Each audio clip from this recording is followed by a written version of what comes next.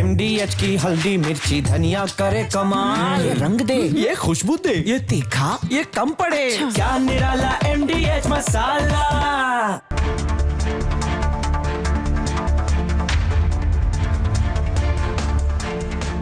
नमस्कार, बहुत स्वागत है आपका। आप देख रहे हैं देश का नंबर 1 न्यूज शो, ये भारत की बात है और मैं हूं आपके साथ मृदुल शर्मा।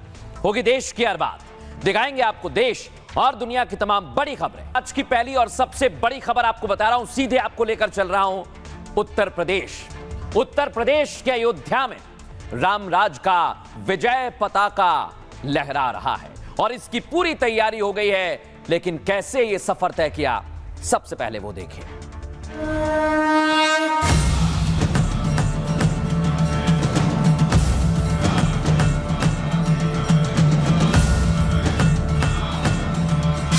राम भारत की आस्था है, राम भारत का आधार है, राम भारत का विचार है, राम भारत का विधान है, राम भारत की चेतना है, राम भारत का चिंतन है, राम भारत की प्रतिष्ठा है, राम भारत का प्रताप है, राम प्रवाह है, राम प्रभाव है, राम नेति भी है, राम नीति भी है, राम नित्यता भी है, राम निरंतरता भी है, राम विभु है, विशद है, राम व्यापक है, विश्व है, विश्वात्मा है।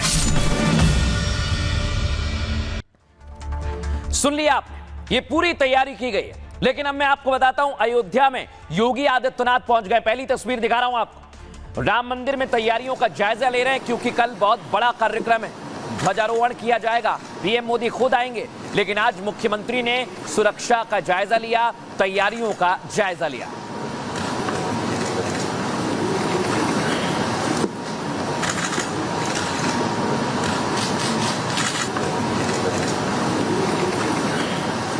अब दर्शकों आपको बताने वाला हूं, यही है वो ध्वज। ये केवल ध्वज नहीं है, ये 500 वर्ष का संघर्ष है, ये तप है, ये बलिदान है, ये त्याग है और उसी का प्रतीक है ये ध्वज।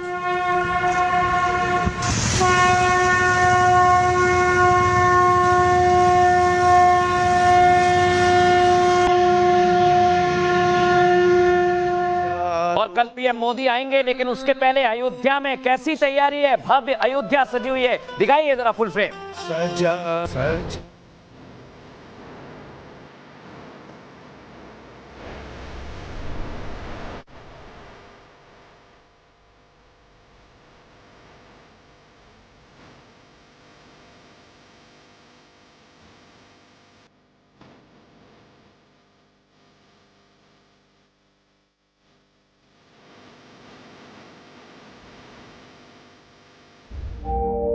अब दर्शकों आपको वो सफर दिखाऊंगा जब रामलला टेंट में थे और कैसे ये सफर तय किया है। आप पूरे सफर को एक बार देखिए।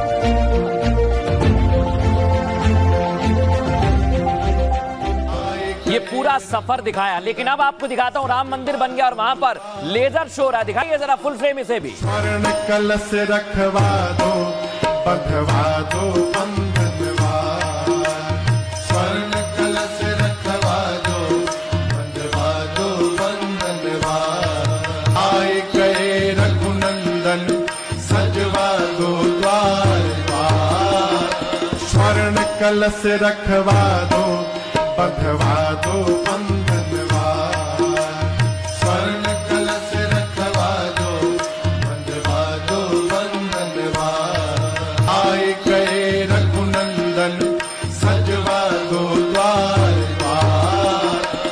स्वर्ण कलश रखवा दो, बंधवा तो दो। ये सजावट की गई है, लेकिन दर्शकों खतरा भी है। इसलिए आज देख रहे हैं यहाँ पे ये महिला ब्रिगेड तैयार है, और सिर्फ आरएफ नहीं, रैपिड एक्शन फोर्स नहीं, एटीएस, एनएसजी के कमांडोज भी यहां पर आ गए हैं श्रद्धालुओं की सुरक्षा के लिए, राम मंदिर की सुरक्षा के लिए।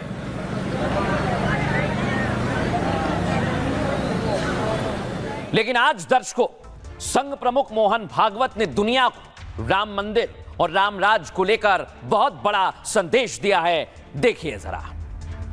हमारा देश संपूर्ण दुनिया का विश्व गुरु था और 1000 साल तक आक्रामकों के पैरों तले रौंदा गया, पारतंत्र में जीना पड़ा, धर्मस्थलों की सब बातों की हानि हुई, जबरदस्ती मतांतरण होने लगा। ये सब था, तब भी भारत था। वो वैभव के दिन नहीं रहे, वो आक्रमण के दिन भी चले गए। अब राम मंदिर पर झंडा फहराने वाले हैं। तब भी भारत था, अब भी भारत है। सजा दो घर को गुलशन सा, अवध में राम आए हैं। अयोध्या अब सिर्फ एक शहर नहीं, बल्कि एक भावना बन चुकी है। राम नगरी तप, त्याग, बलिदान और संघर्ष का प्रतीक बन चुकी है। ये राम भक्तों की आस्था 500 साल के संघर्ष की जीत है। राम राज्य का मतलब सिर्फ मंदिर नहीं, राम राज्य का मतलब है सुशासन, समृद्धि और सद्भाव। और यही तस्वीर योगी आदित्यनाथ अयोध्या से पूरी दुनिया को दिखा रहे हैं, बता रहे हैं विवादों वाली नगरी अब बदल चुकी है। यहां अब विश्वास का प्रतीक खड़ा है। ये वो विजय पताका है जिसे लेकर आज पूरा अयोध्या झूम रहा है। कहते हैं ना, रघुकुल रीत सदा चली आई, प्राण जाए पर वचन ना जाए। वो वचन पूरा हुआ और अब ये भगवा पताका सिर्फ अयोध्या में नहीं, हर उस राम भक्त के दिल में लहराने वाला है जिसने सदियों इंतजार किया।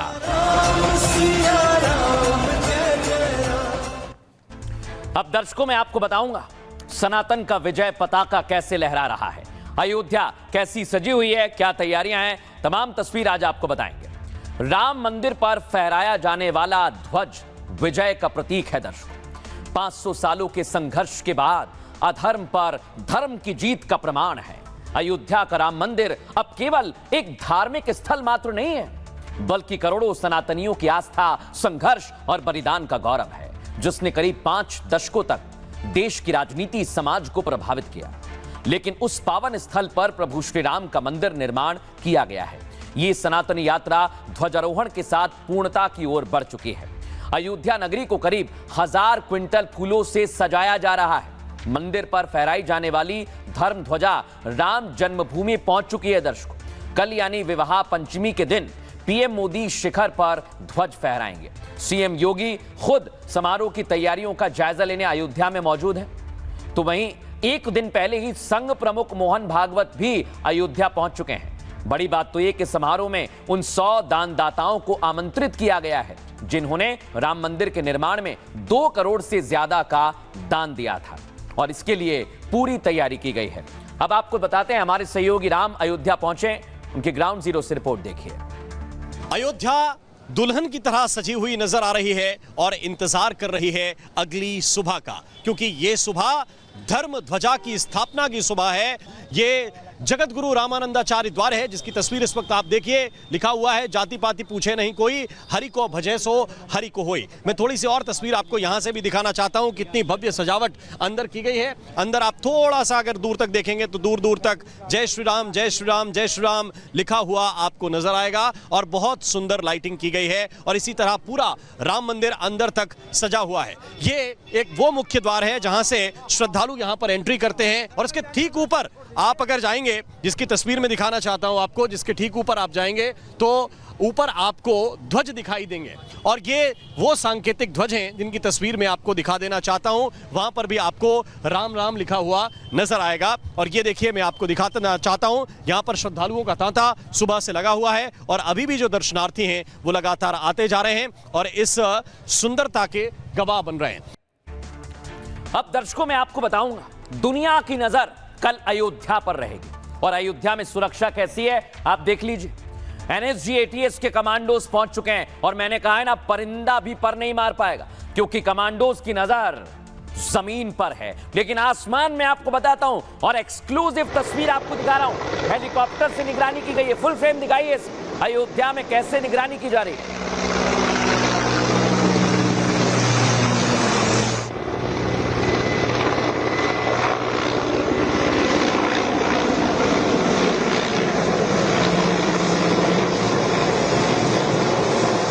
हेलीकॉप्टर से निगरानी है, लेकिन इस वक्त आप देखिए, ये तस्वीर आपको बता रहा हूं, आज ही की तस्वीर, इस समय की तस्वीर। चप्पे चप्पे पर पुलिस फोर्स तैनात है और इस समय अयोध्या में गश्त की जा रही है।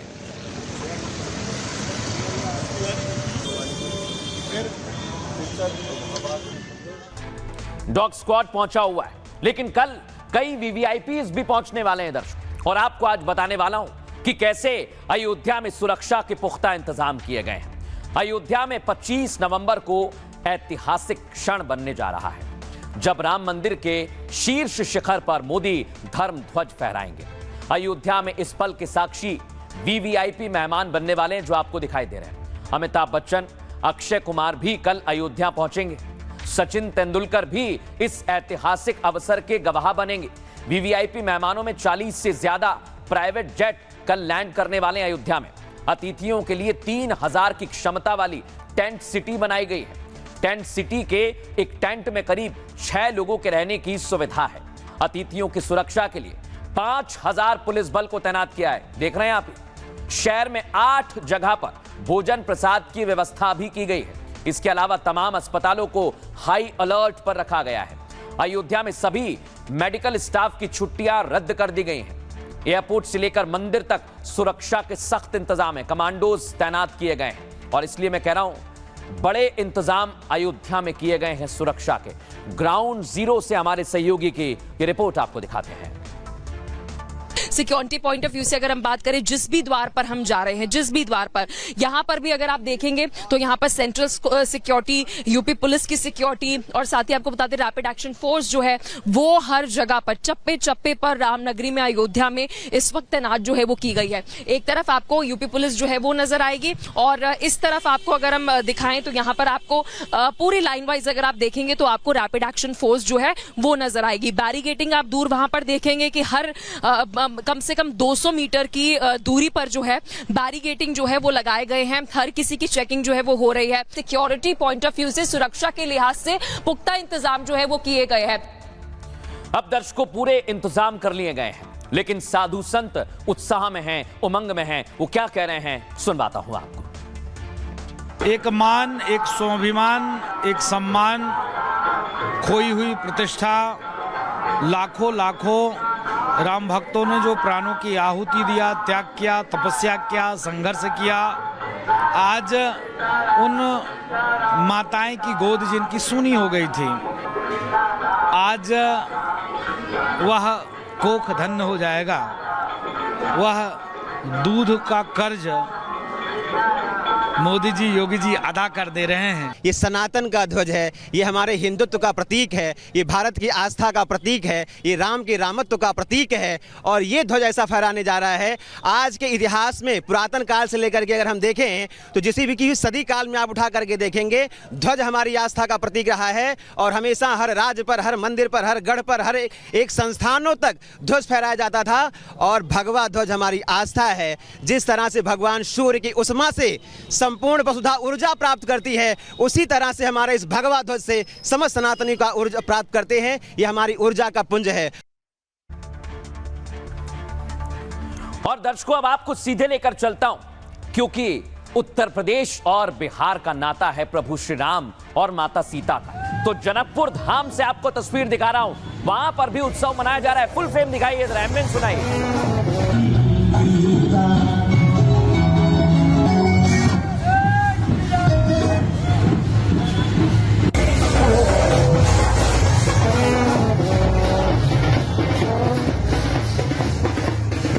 अब दर्शकों, मैं आपको बताऊं, कल विवाह पंचमी है प्रभु श्री राम और माता सीता की, और उसके लिए लेजर शो तैयार किया गया। सुनवाइए जरा इसे।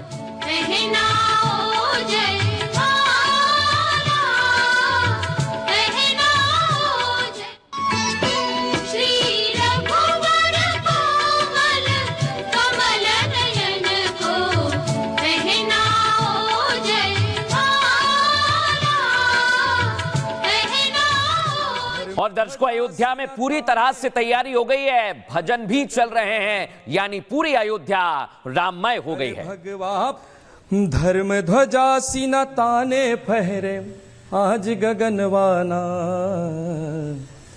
अरे भगवा फहरे सीना ताने आज गगनवाना, कि बन गए राम भवनवाना, कि बन गए राम भवनवाना, कि बन गए राम भवनवाना, कि बन गए राम भवनवाना। अब मैं आपको दिखा रहा हूं दर्शकों, ये है वो धर्म ध्वजा, देख रहे हैं यहाँ पे, और ये पूरी तस्वीर आप देखिए, ये स्वर्ण से जड़ित है, फुल फ्रेम दिखाइए, ये कल स्थापित की जाएगी और इसको लेकर काफी उत्साह है। जय श्री राम सभी साथियों को देखिए, आज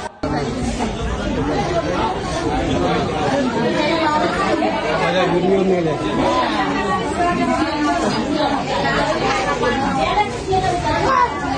जय श्री राम सभी साथियों को देखिए, आज देख लिया दर्शकों आप, ये स्वर्ण की है, लेकिन ये कितनी खास है, इसका महत्व क्या है और इसमें क्या खास बातें हैं, आज आपको एक एक तस्वीर दिखाने वाले हैं। आइए जरा आपको बताते हैं धर्म ध्वजा के बारे में। कल का दिन सनातन धर्म के लिए बेहद खास रहने वाला है दर्शकों। इस दिन भगवान राम और माता जानकी का विवाह हुआ था और इसी तिथि पर राम मंदिर के शिखर पर ध्वज फहराया जाएगा, जो आप देख रहे हैं। ये ध्वज न केवल धार्मिक आस्था से जुड़ा हुआ है, बल्कि भारतीय अध्यात्म, इतिहास और पर्यावरणीय संदेशों की गहराई को भी अपने अंदर समेटे हुए हैं। इस ध्वज में त्रेतायुग के 3 मुख्य प्रतीक भी लगे हुए हैं, जिसे अहमदाबाद की एक कंपनी ने तैयार किया है।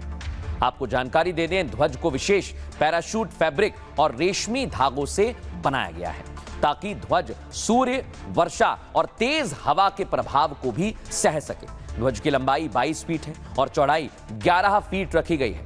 इसे मंदिर के शिखर पर लगे 42 फीट ऊंचे ध्वज दंड पर फहराया जाएगा।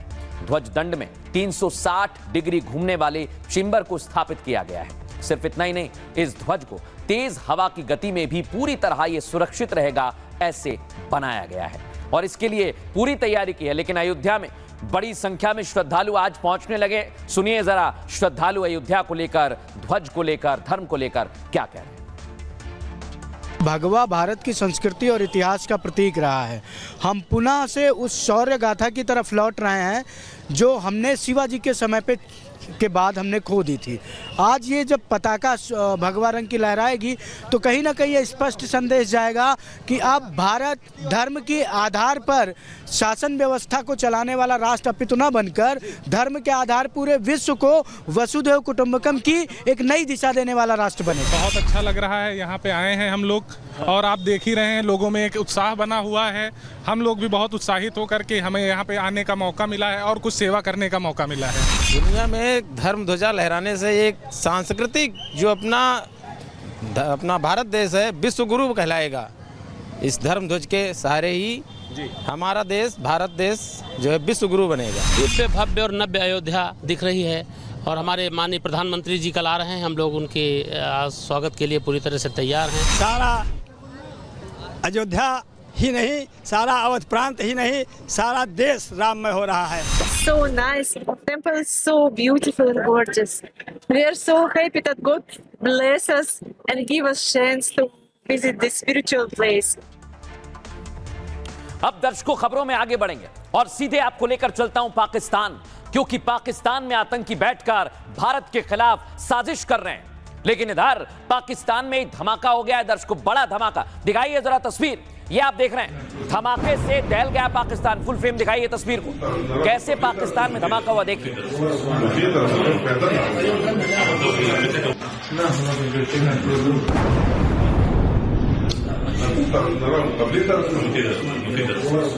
ये आपने तस्वीर देखी दर्शकों, लेकिन इस धमाके में मुनीर के कमांडो भाग खड़े हुए हैं। तस्वीर आपको दिखाऊंगा, ये आप देख रहे हैं, 4 कमांडो मारे गए और कुछ कमांडो तो धमाके की आवाज सुनकर ही भाग गए। देखिए जरा इस तस्वीर को।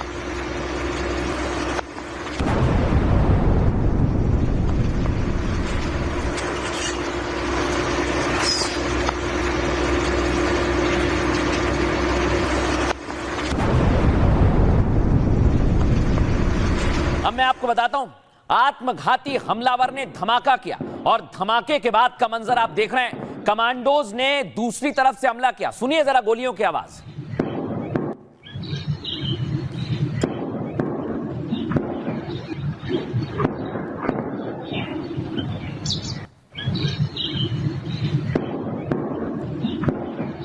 और दर्शकों, पेशावर में धमाके से कैसे कमांडोज खौफ में आ गए। देखिए फुल फ्रेम दिखाइए इन कमांडोज। ये भाग रहे हैं, वहां पर गाड़ियों में बैठ गए।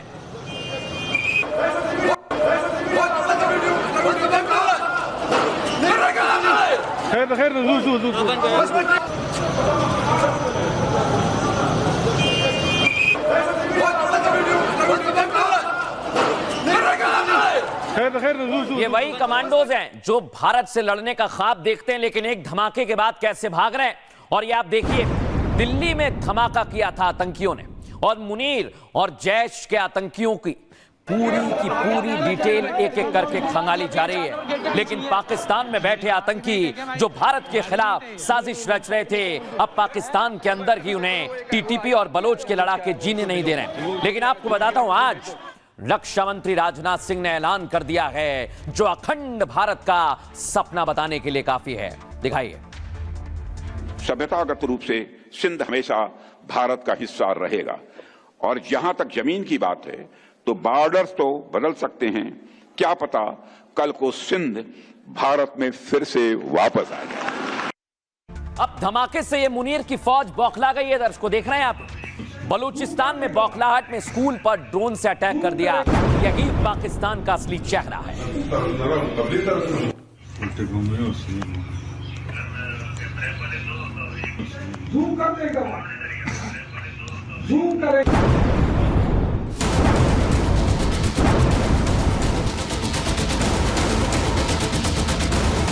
दिल्ली को दहलाने का ख्वाब देखने वालों के गले में बम बांधकर आतंकी फट पड़े तो जिन्नालैंड थर थर कांप उठा। मुनीर, जिन्हें सबसे खूंखार कमांडो बताते थे, एक धमाके से वो दहाड़ मारकर चीखने लगे। जबकि आत्मघाती आए, बड़े आराम से कमांडो सेंटर में घुसे और धमाका हो गया। उधर ये हुआ कि ब्लास्ट हो गया, ब्लास्ट के पास जाना बंदे से और कपड़ों में जाना, किसी गली से निकल के आ गए, भाग गए। पेशावर में धमाका मुनीर के उस गुमनाम दुश्मन ने अंजाम दिया जिससे जिन्नालैंड के जिहादियों से नफरत है। लेकिन कौन ये काम कर रहा है, ना शहबाज को पता, ना मुनीर को खबर। यानी आतंक की खेती करने वाले अब खुद उसी आग में जलने लगे हैं।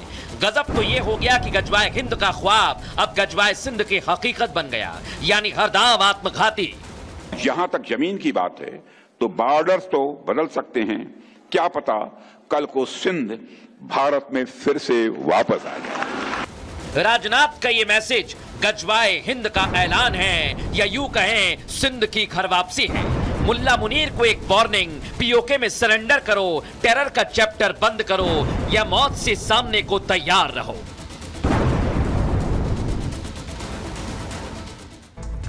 अब दर्शकों, मैं आपको बताने वाला हूं, पाकिस्तान के अंदर डबल अटैक हो रहा है और यह अटैक भी ऐसा है जो चौंकाने वाला है। और कैसे यह अटैक किया जा रहा है, आइए जरा आपको बताते हैं। आतंक का खेल खेलने वाला पाकिस्तान अपनी ही आग में जल उठा है। पेशावर में गुमनाम हमलावरों ने बैक टू बैक 2 आत्मघाती हमले किए हैं। ये धमाके पेशावर में मौजूद एफसी हेडक्वार्टर के गेट पर किए गए हैं। आत्मघाती धमाकों में 4 कमांडोज की मौत हो गई, जबकि 10 लोग घायल हुए हैं। हमलावर अपने शरीर पर बम बांधकर घुसे और गेट पर धमाका कर दिया। पहले धमाके के बाद 2 हमलावरों ने कंपाउंड के अंदर घुसने की कोशिश की। हालांकि सुरक्षा बलों ने दोनों हमलावरों को कंपाउंड में ही मार गिराया। धमाके के बाद मुनीर के कमांडो डर के मारे हेडक्वार्टर छोड़कर भाग गए हैं, जबकि दूसरी तरफ किसी भी संगठन ने धमाके की जिम्मेदारी नहीं ली है। लेकिन इन धमाकों के बाद पाकिस्तान अपने ही खेल में फंस गया है। दर्शकों, 10-11 को जिस तरह दिल्ली में धमाके हुए, उसमें जैश का कनेक्शन सामने आया है। यानी जो पाक दिल्ली दहलाना चाहता था, आज उसी आग में जल उठा है। 2025 में पाकिस्तान में आतंकी हमलों में 1500 के करीब लोग मारे जा चुके हैं। 96% हमले खैबर पख्तूनख्वा और बलूचिस्तान में टारगेट कर किए गए हैं। यानी आतंक के खेत अब खुद पाकिस्तान के लिए जहर बन चुका है और ये खेल पाकिस्तानियों के लिए भी नासूर बन गया है। सुनिए जरा पाकिस्तानी क्या कह रहे हैं। एक दफा फिर पाकिस्तान में और बिलखसूस पुख्तनख्वा में और पेशावर में धमाके शुरू हुए। अभी ये चीजें बंद होनी चाहिए। ये हमारा घर है और इसका तहफ़्फ़ुज़ करना हमारा काम है। इंतहाई फिर अफसोस की बात है कि ये कैसे मुमकिन है कि बावजूद इसके कि हमारे पास हर किस्म के वसाइल, टेक्नोलॉजी, फोर्स, कुव्वतें, इंफॉर्मेशन है और फिर भी यहां पे धमाके होते हैं। पुख्तनख्वा ये चीजें और बर्दाश्त नहीं कर सकता।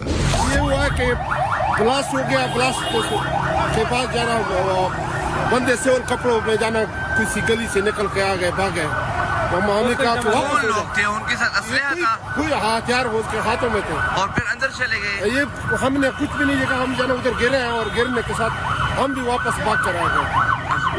ये मैं सरकारी बंदा हूँ और मैं जाना अभी ये रिस्क वाले करे कि मूवमेंट नहीं मेरा, मेरे जाना दर्द हो रहे हैं।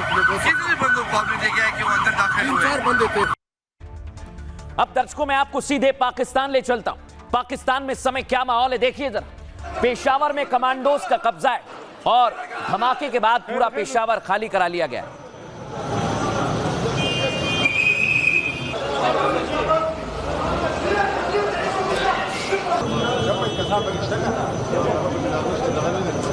मुझे जब भी भूख लगती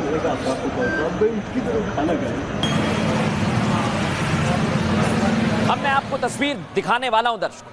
ये मुल्ला मुनीर अपनी सेना को सिर्फ और सिर्फ मरवाने के लिए इस्तेमाल कर रहा है। और देखिए आप, मुनीर की जिद ने पाक सैनिकों को भी मरवा दिया है।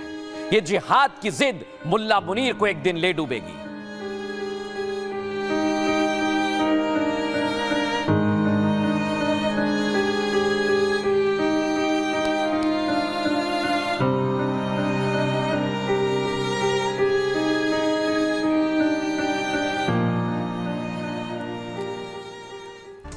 अब दर्शकों मैं आपको बताऊंगा, ये मुल्ला मुनीर जितनी भी साजिश रच ले, लेकिन ये भारत के वार से डर में है, खौफ में है। और आज तो राजनाथ सिंह ने बता दिया है कि पाकिस्तान सिंध की बात करता है। वो दिन दूर नहीं जब सिंध भी भारत का हिस्सा होगा। और जैसे ही राजनाथ सिंह ने ये बात कही है, पाकिस्तान में दहशत हो गई है, दहशत।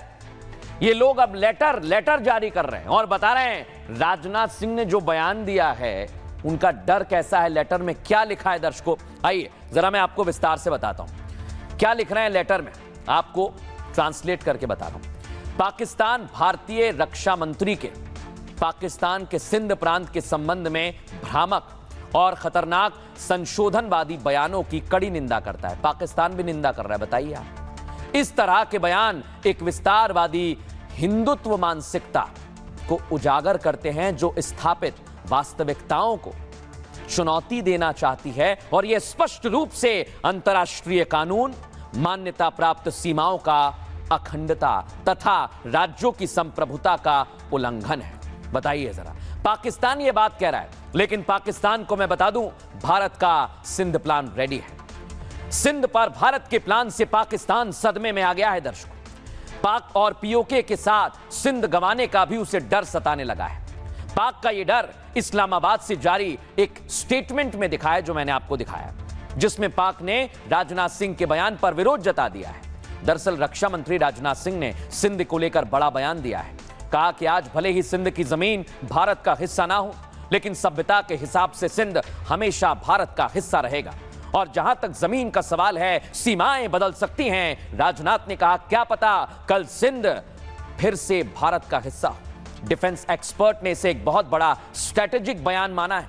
इसी के बाद सोशल मीडिया पर सिंध को लेकर चर्चाएं छिड़ गई हैं। लोग इसे गजवाए हिंद का जवाब गजवाए सिंध बता रहे हैं, सिंध की घर वापसी कह रहे हैं। यानी हिंद का ख्वाब देखने वालों को अब सिंध बचाना भी मुश्किल हो रहा है। और इसी बयान के डर से पाकिस्तान ने लेटर जारी कर विरोध जता दिया है। कहा है कि हम राजनाथ सिंह से आग्रह करते हैं कि वो स्थिरता को खतरे में डालने वाली उत्तेजक बयानबाजी से बचें। ये पाकिस्तान का डर है। दर्शकों सुनिए जरा रक्षा मंत्री राजनाथ सिंह ने क्या कहा। आडवाणी जी ने अपनी एक पुस्तक में लिखा है कि सिंधी हिंदू और विशेषकर उनकी पीढ़ी के लोग अभी भी भारत से सिंध को अलग करने की बात को स्वीकार नहीं कर पाए हैं। आज सिंध की भूमि मेरे बहनों भाइयों, यह भारत का हिस्सा भले ही न हो, लेकिन सभ्यतागत रूप से सिंध हमेशा भारत का हिस्सा रहेगा। और जहां तक जमीन की बात है तो बॉर्डर्स तो बदल सकते हैं, क्या पता कल को सिंध भारत में फिर से वापस आ जाए। अब दर्शकों आपको बताते हैं, बात जब सिंध की हो रही है तो सिंध सबसे पुरानी सभ्यता है, जैसे सनातन धर्म है। और देख रहे हैं आप मोहनजोदाड़ो सिंध घाटी सभ्यता, सिंधु घाटी सभ्यता, इसकी तस्वीर जब जब याद करते हैं तब तब भारत की संप्रभुता, सांस्कृतिक विरासत की याद आती है, जो अखंड भारत का एक तस्वीर बताती है, एक मैप बताती है।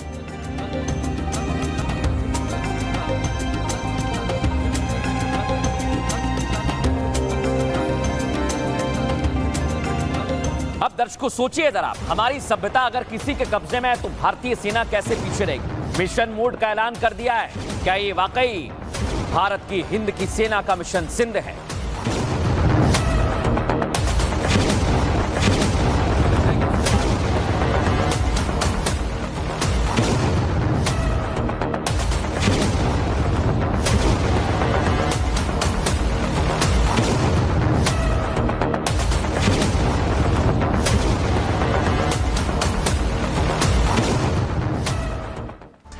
अब दर्शकों, जब मैंने भारत की सभ्यता की बात की, सिंधु घाटी की बात की, तो इतिहास क्या कहता है आज आपको बताता हूं। पुराणों में भी इस बात का जिक्र मिलता है।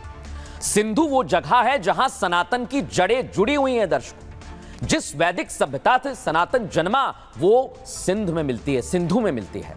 हालांकि आज के दौर में सिंध राजनीति का केंद्र बन गया है, सेंटर बन गया है, और पाक का तीसरा सबसे बड़ा राज्य है। आबादी में दूसरा सबसे बड़ा राज्य है सिंध। पाकिस्तान का आर्थिक हब यही राज्य है। दर्शकों, पाक का सबसे बड़ा शहर कराची भी सिंध में आता है, और पाकिस्तान की शेयर मार्केट का मुख्यालय भी सिंध में स्थित है। गुजरात और राजस्थान के बॉर्डर से सिंध लगता है, लेकिन यह अखंड भारत में आपको दिखा रहा हूं। यानी सिंध पाक के हाथ से गया तो समझ लो वजूद खत्म, बात अखंड भारत की है। इसीलिए पीओके से पहले मिशन सिंध शुरू हो चुका है। वैसे भी सिंध का कल्चर भारत के अधिकतर हिस्सों से मेल खाता है। सिंध दक्षिण एशिया की सबसे प्राचीन सभ्यताओं का केंद्र रहा है। 3300 और 1300 ईसा पूर्व सिंधु घाटी सभ्यता सनातन सभ्यता का केंद्र रही है। ऋग्वेद में सिंध को सप्त सिंधु यानी 7 नदियों का क्षेत्र कहा गया है। सिंधु को हिंदुश सप्तश्रप यानी हिंदू प्रांत कहा गया है।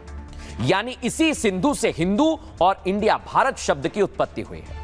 सिंध लगभग 5000 साल तक हिंदू बौद्ध संस्कृति का केंद्र रहा है। दर्शकों, 712 ईस्वी में सिंध पहला भारतीय क्षेत्र बना जो इस्लाम के अधीन गया।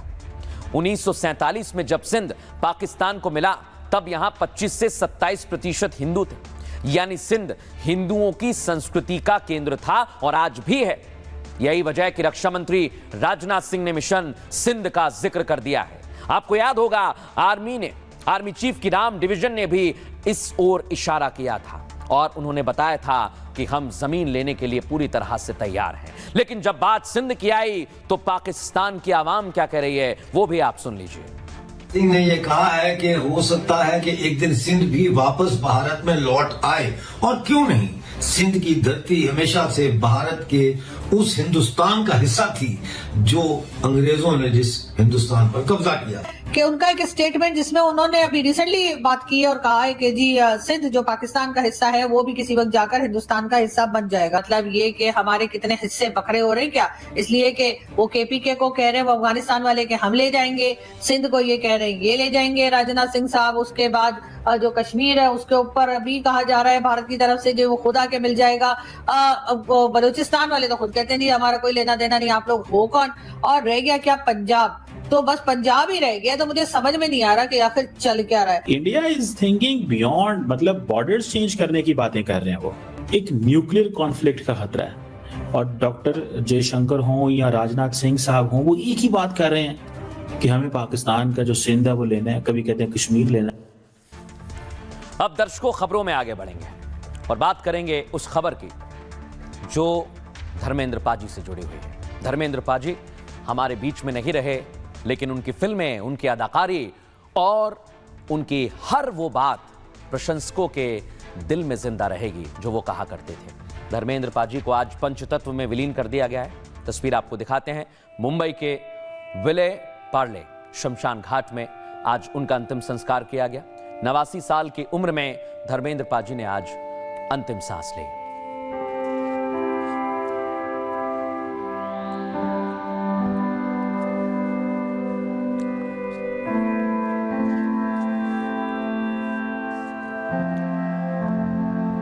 आज धर्मेंद्र पाजी को अंतिम विदाई दी गई है और जैसे वो जिंदा दिल इंसान थे। लंबी बीमारी के बाद कई बार वो अस्पताल में भर्ती हुए। कई प्रशंसकों ने कहा कि धर्मेंद्र हमारे साथ रहें, वो ना जाएं, लेकिन आज ईश्वर की मर्जी यही थी। धर्मेंद्र ने हम सभी का साथ छोड़ दिया है।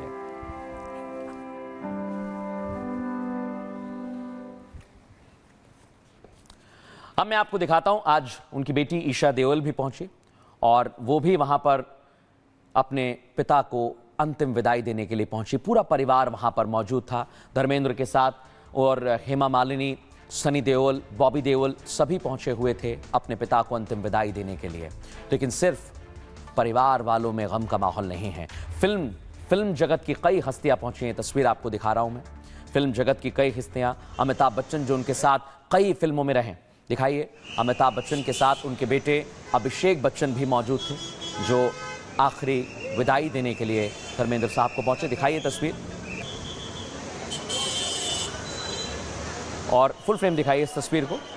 सलमान खान भी पहुंचे हुए हैं उनके पिता सलीम खान के साथ। वो भी फिल्म राइटर रहे हैं जिन्होंने शोले मूवी में उनके साथ काम किया।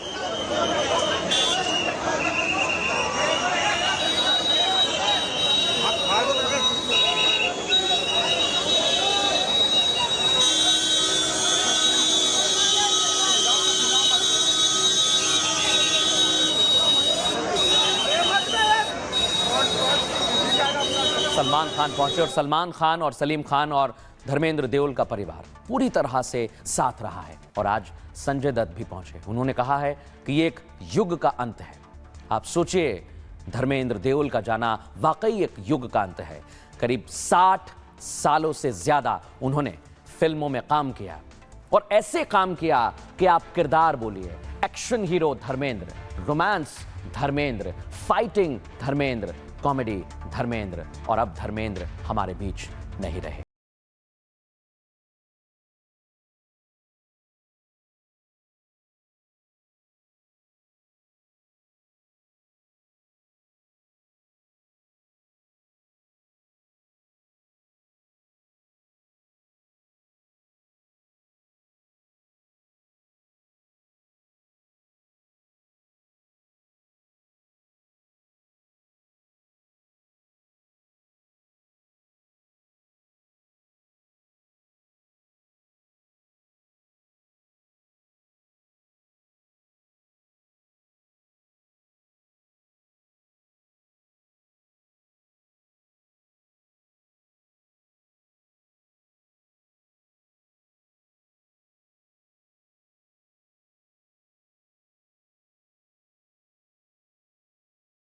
धर्मेंद्र साहब हमारे साथ नहीं रहे, लेकिन दर्शकों, जब उनकी फिल्मों की बात की जाती है, उनकी अदाकारी की बात की जाती है, तब हमें पता लगता है कि वो कितनी बड़ी शख्सियत रहे हैं। बॉलीवुड के दिग्गज धर्मेंद्र आज हमारे बीच नहीं रहे, उनका निधन हो गया। 89 साल की उम्र में उन्होंने दुनिया को अलविदा कह दिया। अंतिम संस्कार मुंबई के विले पार्ले शमशान घाट में हुआ। सलमान खान, संजय दत्त, अमिताभ बच्चन, रणवीर सिंह, दीपिका पादुकोण, आमिर खान और कई सितारे उनको अंतिम विदाई देने के लिए पहुंचे। दोपहर 1 बजे के करीब धर्मेंद्र के घर के बाहर एक एम्बुलेंस पहुंची। घर के बाहर बैरिकेडिंग की गई, सिक्योरिटी बढ़ाई। उसके बाद 1:10 पर खबर आई कि धर्मेंद्र साहब हमें छोड़कर चले गए हैं। दोपहर 3 बजे के करीब उनका अंतिम संस्कार किया गया। सनी देओल ने पिता के शव को मुखाग्नि दी। धर्मेंद्र कुछ समय से बीमारियों से जूझ रहे थे। 10 नवंबर को उन्हें सांस लेने में काफी दिक्कत हो रही थी। उन्हें मुंबई के ब्रीच कैंडी अस्पताल में भर्ती कराया गया, डॉक्टर्स की निगरानी में रखा गया। 12 नवंबर को धर्मेंद्र को हॉस्पिटल से डिस्चार्ज भी कर दिया गया। डॉक्टर्स ने घर पर ही उनके आगे के इलाज की बात कही, लेकिन आज उन्होंने अंतिम सांस ली है और उनके साथ काम करने वाले अनुपम खेर ने भी उन्हें याद किया है। सुनिए जरा। से मेरी पहली मुलाकात महाबलेश्वर में हुई थी। फिल्म की शूटिंग चल रही थी, मैं उस फिल्म में नहीं था और मुझे वो इतनी गर्मजोशी से मिले थे, इतने प्यार से मिले थे कि उसका बयां करना मुश्किल है। इनफैक्ट धर्म जी का जो दिल था वो प्यार की खान था। जाने अनजाने दोनों लोग हैं, उनकी दयानतदारी की इतनी कहानियाँ सुनी हैं और इतनी कहानियाँ देखी भी हैं, इतनी हकीकतें महसूस भी की हैं कि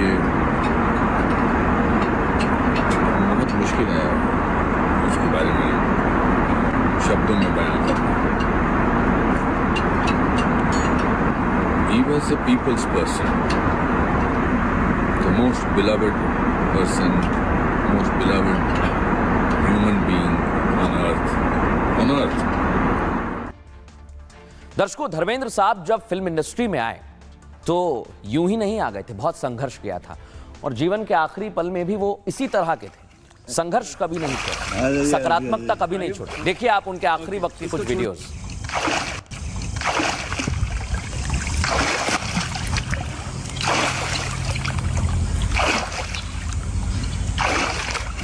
Good. Are you? Okay. और आपको बताऊं, मैं धर्मेंद्र साहब ने बहुत संघर्ष किया। सोचिए आप, वो एक शिक्षक परिवार से आते थे लेकिन बॉलीवुड का लंबा सफर तय किया। आइए आपको बताते हैं उनका सफर कैसा रहा। बॉलीवुड में एंट्री से पहले धर्मेंद्र ने लंबा संघर्ष किया। शोले के वीरू पंजाब के एक छोटे से गांव नसराली में जन्मे। उनके पिता सरकारी स्कूल में हेडमास्टर थे। 10वीं क्लास में उन्होंने दिलीप साहब की एक फिल्म देखी और कहा, हीरो तो मैं बनूंगा। और वहीं से धर्मेंद्र ने एक सपना देखा, हीरो बनने का। धर्मेंद्र एक टैलेंट हंट कंपटीशन जीतकर मुंबई पहुंच गए। टैलेंट हंट जीतने के बावजूद फिल्मी सफर आसान नहीं रहा। मुंबई में रहने के लिए हेल्पर बनकर गैराज में नौकरी की। आप सोचिए, 200 रुपए महीने की तनख्वाह पर कई महीने काम किया। पैसे बचाने के लिए धर्मेंद्र गैराज में ही रहा करते थे। काफी संघर्षों के बाद पहली फिल्म मिली, दिल भी तेरा हम भी तेरे, और वो फिल्म हिट हुई। 51 रुपए मिले थे दर्शकों उन्हें। सोचिए आप, पहली फिल्म के लिए। फिल्म 1960 में रिलीज हुई और अच्छी हिट साबित हुई। यहीं से धर्मेंद्र का फिल्मी सफर रफ्तार पकड़ता है और फिर धर्मेंद्र साहब ने पीछे मुड़कर नहीं देखा। आज आपको बताएं, धर्मेंद्र साहब इतने जिंदा दिल शख्सियत रहे हैं कि खुद भी कई बार शेरो शायरी करते थे। सुनिए जरा। दोस्तों, जिंदगी बहुत खूबसूरत है और इसकी खूबसूरती को बनाए रखने के लिए सेहत का अच्छा होना बहुत ज़रूरी है। सेहत है तो सब कुछ आप एंजॉय कर सकते हैं। तो मैं आपसे आज एक मैसेज दे रहा हूँ, हमेशा देता आ रहा हूँ कि सेहत का ख्याल रखिए और नेक बनिए। Love you all. सोचिए आप, कितनी बड़ी बात उन्होंने कही कि जब तक आप हैं आप सेहतमंद रहिए। और यही था धर्मेंद्र का जीवन जीने का तरीका। धर्मेंद्र ने 1960 से लेकर 1964 तक सीरत, बंदनी जैसी हिट फिल्में दी। धर्मेंद्र के लुक और मजबूत कद काठी ने उनके स्टारडम को और ज्यादा बढ़ा दिया। दर्शकों, साल 1964 में धर्मेंद्र मीना कुमारी के साथ में थे। मैं भी लड़की हूं फिल्म की शूटिंग कर रहे थे। बताया जाता है कि फिल्म की शूटिंग के दौरान मीना कुमारी उन्हें पसंद करने लगी। मीना कुमारी ने तब फिल्म प्रोड्यूसर्स के सामने यह शर्त रखी थी कि फिल्म के हीरो धर्मेंद्र होंगे तभी वो फिल्म करेंगी। सोचिए आप, धर्मेंद्र ने उनके साथ पूर्णिमा, काजल, मंजली दीदी जैसी फिल्में की और ये सारी फिल्म हिट रही। 1967 में धर्मेंद्र की फिल्म आई फूल और पत्थर। इसे कोई नहीं भूल सकता। इस फिल्म में धर्मेंद्र पहली बार एक्शन करते नजर आए, जिसके बाद उनकी छवि एक एक्शन हीरो की बनने लगी। साल 1976 में आई फिल्म धर्मेंद्र की चरस, वो भी हिट रही। 1977 में धर्मवीर ने कई रिकॉर्ड तोड़ दिए, बॉक्स ऑफिस पर रिकॉर्ड तोड़ कमाई की। साल 1982 में राजपूत बॉक्स ऑफिस पर हिट रही। 1982 में ही मैं इंतकाम लूंगा फिल्म लोगों को खूब पसंद आई। धीरे धीरे धर्मेंद्र आगे बढ़ते रहे। फिर आई राज तिलक 1984 में और फिल्म ने बॉक्स ऑफिस पर धूम मचा दी और धर्मेंद्र की ही मैन छवि यहीं से मजबूत हुई। दर्शकों, बॉलीवुड के लोग उन्हें ही मैन के नाम से जानने लगे। साल 1965 की बात है, पहली बार धर्मेंद्र और हेमा मालिनी की मुलाकात हुई। दर्शकों, उस वक्त धर्मेंद्र एक सुपरस्टार थे, जबकि हेमा मालिनी एक ही फिल्म में आई थी, शुरू हुई थी, और उनकी वो फिल्म भी फ्लॉप रही। 1970 आते आते धर्मेंद्र और हेमा मालिनी ने तुम हंसी मैं जवान फिल्म में साथ काम किया। साथ काम करते करते दोनों एक दूसरे के करीब आ गए। ये जोड़ी हिट रही। दोनों ने सीता गीता, राजा जानी, शोले, ड्रीम गर्ल जैसी फिल्मों में काम किया और ये सारी फिल्में हिट रही। फिल्म शोले के दौरान धर्मेंद्र और हेमा मालिनी और करीब आ गए। साल 1980 में धर्मेंद्र ने हेमा मालिनी से शादी कर ली। धर्मेंद्र पहले शादीशुदा थे और पहली पत्नी प्रकाश कौर को तलाक देना चाहते थे, लेकिन प्रकाश ने उन्हें तलाक नहीं दिया। धर्मेंद्र ने शादी करने के लिए इस्लाम कबूल कर लिया और हेमा मालिनी को अपनी दूसरी पत्नी का दर्जा दिया। लेकिन बड़ी बात क्या है दर्शकों, धर्मेंद्र ऐसे ही कामयाबी के शिखर को छूते रहे। सुनिए जरा। उनके नाम जो नहीं जानते कितना दम है मुझ में। एक शेर सुनाता हूँ। दिले आशिकाना भरा नहीं, दिले आशिकाना भरा नहीं, प्यास मोहब्बत बुझी नहीं, ऐसे पीरे मोहब्बत हैं हम, पीरी से जवानी गई नहीं। पीरी समझते ना बुढ़ापा। शायरी मेरी, बात ये दिल की तेरी मेरी, जिस दिल ने सुनी उस दिल ने कहा, कब इसने सुनी चुपके से कह दी, दिल की हर दिल को छू गई, दिल ने दिल से जब भी दिल की कह दी। जाती जिंदगी रहे पोशीदा, इसी में इसकी खुशनवाई है, हो जाती है नीलाम चौराहे पर सरेआम जब जब आई है। तो मेरे ख्याल से ये मेरे दिल की भी आपके दिल की हुई। जीते रहो। धर्म जी को आप देखिए, ऐसी ही शख्सियत रहे। वो हमेशा सकारात्मकता की बात कही। आज प्रधानमंत्री नरेंद्र मोदी ने उन्हें याद किया है और बताया कि वो किस तरह की शख्सियत थे और जब किस किरदार को करते तो उसमें अपने आप को पूरा डुबो लेते थे। आज प्रधानमंत्री ने भी उन्हें श्रद्धांजलि अर्पित की है। अगली तस्वीर दिखाइए। योगी आदित्यनाथ ने भी धर्मेंद्र के निधन पर एक्स पर पोस्ट किया और बताया कि ये एक कला का बहुत बड़ा सितारा था, लेकिन आज हमारे बीच में वो नहीं रहे हैं। संजय दत्त ने आज एक इमोशनल पोस्ट किया है दर्शकों, और उन्होंने पूरी फैमिली को सांत्वना दी है। उन्होंने भी पोस्ट कर धर्मेंद्र साहब को श्रद्धांजलि दी है।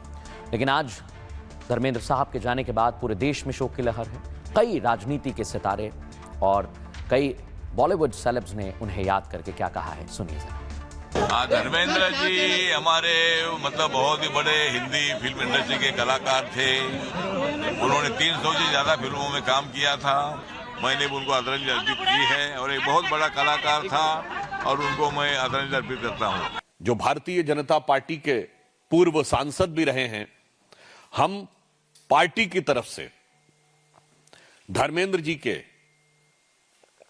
भारतीय कला, सिने जगत में उनके अभूतपूर्व और अविस्मरणीय योगदान को स्मरण करते हुए श्रद्धांजलि देते हैं। दर्शकों, अब खबरों में आगे बढ़ेंगे। आज एक और बड़ी खबर आई है। अगर आप दिल्ली में रहते हैं तो आपको सावधान कर दूं, क्योंकि दिल्ली में प्रदूषण के नाम पर नक्सलियों का प्रेम सामने आया है। ये प्रदर्शन करने पहुंचे हुए थे, ये युवा हैं। दर्शकों, आप सोचिए इनका ब्रेन वॉश किस तरह से किया जा रहा है। आपको तस्वीर दिखाता हूं मैं पहले, ये देखिए आप। ये आपको वीडियो याद होगा जब दिल्ली में जेएनयू में कैसे आतंकवादियों को लेकर नारे लगे थे, टुकड़े टुकड़े गैंग का। ये वीडियो सुनिए जरा, 2018 का।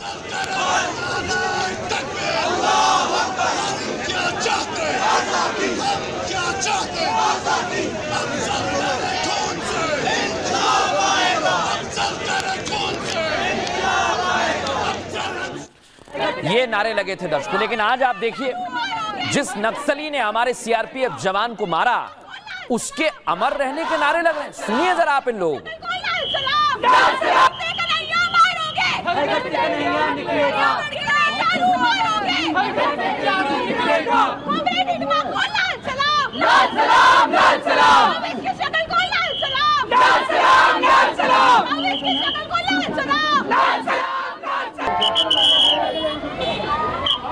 सोचिए दर्शकों आप, ये प्रदूषण पर प्रदर्शन हो रहा है, क्या हो रहा है?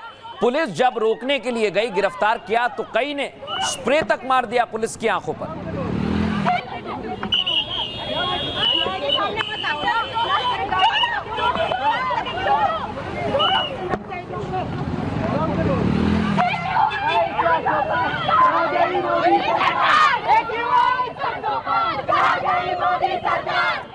ये देखिए दर्शकों, इन्हें गिरफ्तार किया गया, इनको कोर्ट में पेश किया गया। आप सोचिए इनका ब्रेन वॉश किस कदर किया जा रहा है। स्कूल कॉलेज कहां किया जा रहा है, ये सबसे बड़ा सवाल है, क्योंकि दिल्ली में रहकर प्रदूषण के नाम पर प्रदर्शन करने वाले ये लोग नक्सलियों के अमरता के नारे लगा रहे हैं।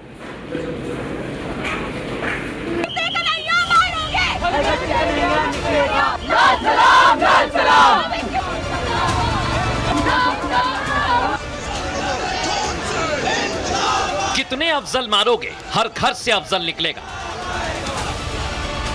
देश विरोधी ये नारे आपने खूब सुने होंगे, लेकिन देश की राजधानी दिल्ली में दूसरा नारा लग रहा है, कितने हिडमा मारोगे, हर घर से हिडमा निकलेगा। कामरेड हिडमा को लाल सलाम।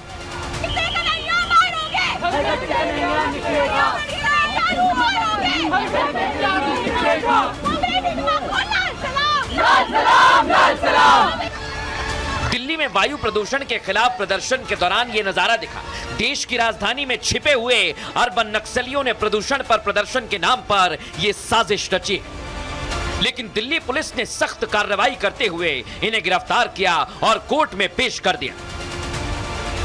लेकिन सवाल यह कि जंगल से नक्सलियों का खात्मा हो रहा है, लेकिन हमारे आपके बीच पल रहे नक्सलियों पर एक्शन कब होगा? क्योंकि डॉक्टर आतंकी की तरह पता नहीं कौन नक्सली निकल जाए और वो हमारे आपके बीच इसी तरह खड़ा हो, जिसे पहचानना मुश्किल हो जाएगा। इसमें जो पुलिस के खिलाफ बल प्रयोग करना, रोड जाम करना, स्प्रे का, चिल्ली स्प्रे का यूज करना, इन तमाम धाराओं के अंदर एफआईआर रजिस्टर की गई।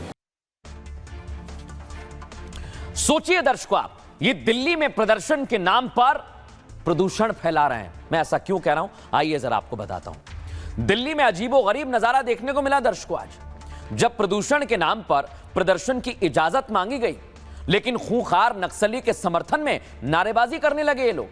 वायु प्रदूषण के पोस्टर के साथ हिडमा के पोस्टर ले आए, देख रहे हैं आप इनके हाथों में, जिन पर हिडमा अमर रहे और हिडमा को लाल सलाम लिखा हुआ था।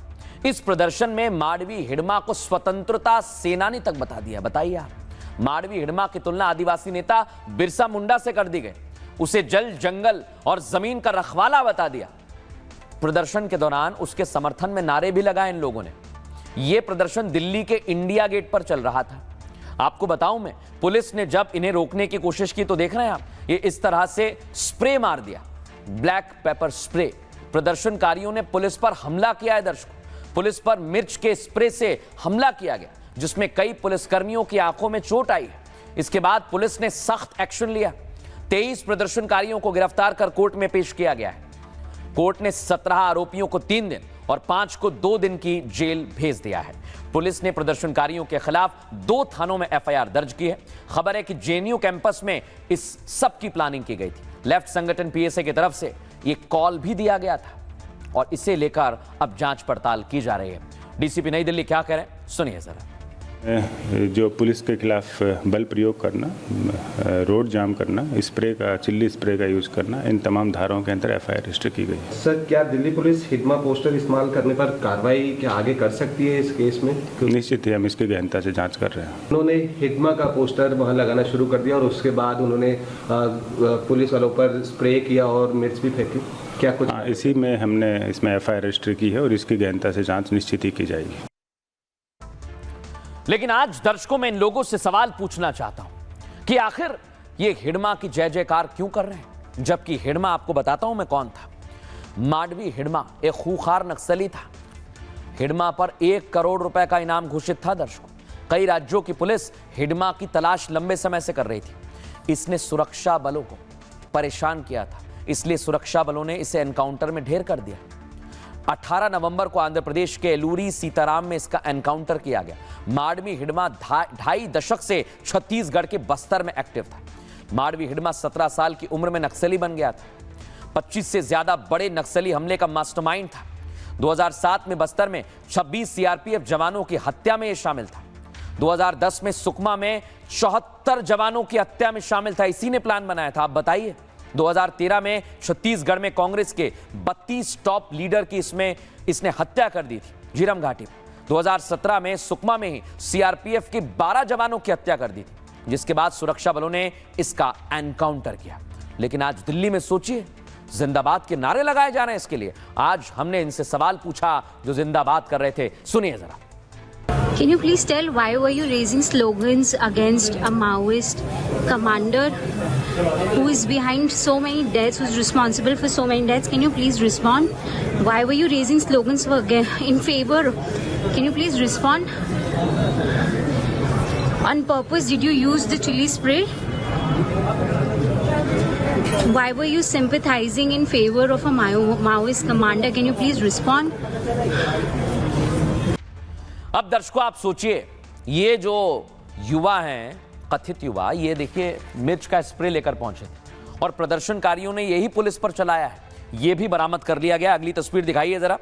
एक तरफ ये हिडमा जिसका एनकाउंटर किया गया है और इसके साथ नक्सलियों का खात्मा करने की तैयारी है। नक्सली खुद कह रहे हैं कि हम अलग अलग जगह से पूरी तरह से सरेंडर करना चाहते हैं और इसको लेकर कार्रवाई भी की जा रही है। लेकिन बावजूद इसके इनके समर्थन में लोग आ रहे हैं। 2026 तक देश को नक्सल मुक्त बनाने की तैयारी में है सरकार। केंद्र सरकार ने इस बात का साफ ऐलान कर दिया है। सरकार की सख्ती के बाद नक्सलियों में हड़कंप है। नक्सली अपनी जान बचाने के लिए रहम की भीख मांग रहे हैं। एक खूंखार नक्सली ने आत्मसमर्पण के लिए कुछ और वक्त मांगा है। एमएमसी जोन के कमांडर अनंत ने कुछ वक्त देने की सरकार से गुहार लगाई है। एमएमसी जोन मतलब महाराष्ट्र, मध्य प्रदेश और छत्तीसगढ़ जोन। उसका एक ऑडियो भी वायरल हुआ है जिसमें वो एक पत्रकार से बात कर रहा है।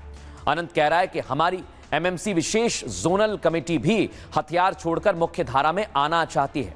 हम तीनों राज्य सरकार से अनुरोध करते हैं कि हमें वो थोड़ा वक्त दे ताकि वो अपने कमांडर से बात कर सके, अपने कैडर से बात कर सके, क्योंकि हम सारे फैसले सामूहिक रूप से लेते हैं। सामूहिक फैसले लेने में थोड़ा वक्त लगेगा क्योंकि हमारे पास कम्युनिकेशन का अभाव है। पुलिस 8 मिनट के इस ऑडियो की जांच कर रही है और अगले साल तक नक्सलियों का खात्मा होना है। ये पूरी तैयारी केंद्र सरकार की है, इसलिए नक्सली और उनके समर्थकों में भारी घबराहट है दर्शकों, और इसको लेकर आज भी बीजेपी ने साफ संदेश दे दिया है। सुनवाता हूं आपको। जिस तरह प्रदर्शन करने आए पॉल्यूशन पे, लेकिन ये लोग प्रदर्शन जीवी हैं। ये लोग आए वहाँ, ये अर्बन नक्सल के सोच के लोग हैं। ये सिर्फ वहाँ पे लोगों को प्रदूषण के नाम पे नहीं, बल्कि ये नक्सल और आतंक का प्रदूषण फैलाना चाहते। कहते हैं कि कितने हिडमा मारोगे, हर घर से हिडमा निकलेगा। प्रदूषण बहाना था। ऐसे लोगों को चिन्हित करके उन पर कार्रवाई करनी चाहिए। जो प्रधानमंत्री जी ने कहा है कि मुस्लिम लीगी माओवादी कांग्रेस हो गई है, आज आप सोचिए ये वही लोग हैं जिन्होंने 2010 में छत्तीसगढ़ में जब हमारे सीआरपीएफ के 75 से अधिक जवान मारे गए थे तो मीडिया में रिपोर्ट आई थी कि तमाम लोगों ने दिल्ली में खुशियां मनाई थी और देश की प्रतिष्ठित यूनिवर्सिटी के हॉस्टल्स में भी खुशियां मनाई गई थी। मुझे लगता है वो सोच अभी तक जिंदा है और उसके साथ कट्टरपंथी कठमुल्लाओं का समर्थन पाकर सत्ता में आने का जो ख्वाब आंखों में पैबस्त हो गया है, यह देश के लिए ज्यादा बड़ी चुनौती है। अब दर्शकों खबरों में आगे बढ़ेंगे। आज एक और बड़ी खबर बता रहा हूं। आपके शहर में भी एसआईआर की प्रक्रिया चल रही होगी, वोटर शुद्धिकरण की प्रक्रिया, लेकिन बीएलओ को आज सीधी धमकी दे दी। ये धमकी दी है झारखंड से, वो भी किसने? कांग्रेस के बड़े नेता ने। आइए जरा आपको बताता हूं। एसआईआर की प्रक्रिया चल रही है, जगह जगह, जिले जिले, शहर शहर वोटर शुद्धिकरण का काम चल रहा है, लेकिन कई लोगों को इसमें दिक्कत है दर्शकों। कई लोगों के पेट में दर्द हो रहा है। ये हैं झारखंड के स्वास्थ्य मंत्री कांग्रेस पार्टी के इरफान अंसारी, और ये कह रहे हैं जब अधिकारी आए, कार्यकर्ता आए, बीएलओ आए तो उन्हें बंधक बना लो। सुनिए जरा क्या कह रहे हैं। वैसे यहाँ पर नाम अगर पूछने के लिए आए, वैसे प्राधिकारी को गेट पे बंद कर दीजिएगा, ताला मार दीजिएगा, मैं खोलूंगा। यहाँ पर नाम अगर पूछने के लिए आए, वैसे प्राधिकारी को गेट पे बंद कर दीजिएगा, ताला मार दीजिएगा, मैं खोलूंगा। सोचिए दर्शकों, ये सीधी धमकी दे रहे हैं, ये बंधक बनाना चाहते हैं उन कर्मचारियों को जो आपके लिए, आपके वोटर शुद्धिकरण के लिए दिन रात मेहनत कर रहे हैं। लेकिन आपको बताता हूं ये लोग क्या मंसूबा रखते हैं। एसआईआर को लेकर झारखंड के मंत्री ने आज विवादित बयान दे दिया दर्शकों। झारखंड के स्वास्थ्य मंत्री हैं इरफान अंसारी। एसआईआर के तहत कोई बीएलओ नाम काटने के लिए गांव आए तो उसे गेट में ताला लगाकर बंद कर देना, ये कह रहे हैं। उसके बाद मैं आकर गेट खुलवाऊंगा। इरफान अंसारी ने कहा बिहार में 65 लाख वोटर्स के नाम काटे गए, ऐसे लोगों का नाम जोड़ा गया जो बीजेपी को पसंद करते हैं। इस तरीके से हमसे 80 विधानसभा सीटें छीन ली गई। इरफान अंसारी के बयान पर बीजेपी ने पलटवार किया। बीजेपी नेता सुधांशु त्रिवेदी ने इंडी गठबंधन से सवाल किया है, यह लोकतंत्र को बंधक बनाने की कोशिश है या नहीं? क्या संविधान खतरे में है या नहीं? इरफान अंसारी के बयान पर चुनाव आयोग भी सख्त है। केंद्रीय चुनाव आयोग ने झारखंड सरकार से इसके लिए रिपोर्ट मांगी है। चुनाव आयोग ने कहा एसआईआर एक संवैधानिक प्रक्रिया है। एसआईआर का मकसद मतदाता सूची को साफ सुथरा बनाना है। राजनीतिक दल इसे चुनावी हथियार बना रहे हैं। मंत्री का बयान एसआईआर प्रक्रिया को बाधित करने वाला है। इरफान अंसारी ने अपने बयान पर सफाई दी है। कहा मेरे बयान को गलत तरीके से पेश किया गया है। मेरा बयान फर्जी बीएलओ के लिए था। फर्जी बीएलओ गरीब लोगों को परेशान कर रहे हैं, तबकि ऐसा कुछ भी नहीं है। ये अपने बयान से पलट रहे हैं। सुनिए जरा कैसे सियासत गर्मा गई है। आपकी नागरिकता छीन लिया, आपको पहचान छीन लिया, आपको घुसपैठिया बना दिया इन लोगों ने। बंगाल में एसआईआर लागू कर रहा है और उसके बाद झारखंड में करेगा। मैं आप सबको कहना चाहता हूँ एकदम, अगर कोई नाम आपका काटने के लिए आए, अगर कोई आपका नाम अगर पूछने के लिए आए, वैसे प्राधिकारी को गेट पे बंद कर दीजिएगा, ताला मार दीजिएगा, मैं खोलूंगा। कष्ट के साथ पूछना चाहता हूं इंडी गठबंधन वालों से, यह लोकतंत्र को बंधक बनाने का निंदनीय प्रयास है या नहीं? खुलेआम आपके नेता इस ढंग का आह्वान करेंगे जैसा इरफान अंसारी ने किया कि कोई केवल पूछताछ के लिए आए तो उसको बंधक बना लो? संविधान खतरे में है या नहीं? एक बार पुनः देश को ध्यान आता है कि जहां जहां इंडी गठबंधन के लोग सत्ता में आते हैं, संविधान की भावना दरकिनार कर दी जाती है। एसआईआर की वही लोग वकालत कर रहे हैं जो चाहते हैं देश में निष्पक्ष चुनाव हो। एसआईआर की मुखालफत करने वाले वो लोग हैं जो मरे हुए लोगों के, जो पलायन कर गए लोगों के, जो घुसपैठियों के वोटों से। और दर्शकों, एसआईआर का विरोध करते करते विवादित बयान भी दिए जा रहे हैं। खबर आपको उत्तर प्रदेश से दिखा रहा हूं, दिखाइए जरा। अखिलेश यादव ने आज प्रधानमंत्री नरेंद्र मोदी पर विवादित बयान दे दिया। प्रधानमंत्री ने 2047 के लिए रोड मैप बनाया है विकास का, लेकिन आज अखिलेश यादव ने उस पर सवाल खड़ा कर दिया। और अखिलेश यादव ने सवाल खड़ा करके क्या कहा है, आइए जरा मैं आपको बताता हूं। अखिलेश यादव ने पीएम मोदी पर विवादित बयान दे दिया। अखिलेश ने पीएम मोदी का मजाक उड़ाया, विकसित भारत के संकल्प पर सवाल भी उठाए। मोदी 2047 तक भारत को विकसित बनाने की बात कह चुके हैं, लेकिन अखिलेश ने मोदी के विकसित भारत मिशन पर बयान दिया और कहा 2047 तक जिंदा रहेंगे ये सब देखने के लिए। वो खुद ही धरती पर रहे, बिना मतलब की बातें कर रहे हैं। अखिलेश के बयान पर बीजेपी ने पलटवार किया है। यूपी के डिप्टी सीएम केशव प्रसाद मौर्य ने कहा अखिलेश का मानसिक संतुलन बिगड़ गया है। उनको 2027 में हार दिख रही है, डर लग रहा है। अखिलेश को जनता बखूबी इसका जवाब देगी। सुनिए जरा केशव प्रसाद मौर्य ने आज कैसे अखिलेश यादव को जवाब दिया, सुनवाता हूं।